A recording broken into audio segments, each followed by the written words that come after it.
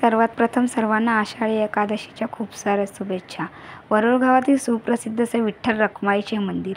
आज बरेच वारकरी आज आमच्या गावामध्ये विठ्ठल रखुमाईच्या दर्शनासाठी येत असतात। भले मोठी लाईन होती आणि काकी आणि मम्मींनी आम्हाला मध्ये घेतलेलं होतं। भरपूर अशी वाट बघून आम्ही मंदिराच्या जवळ आले आहेत।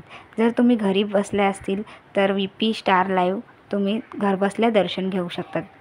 मंदिरामध्ये एंट्री केली आणि सुंदर अशी विठ्ठल रखुमाईची रांगोळी काढलेली होती। दर्शन आम्ही घेतलेलं आहे।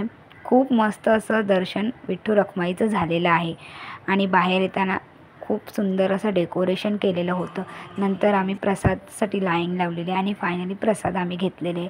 प्रसाद घेतली आम्ही आणि सुंदर असं भजन ऐकत बसलो होतो। भजन ऐकल्यावरती आम्ही वारकऱ्यांना ढोलचा शब्द देखील होता।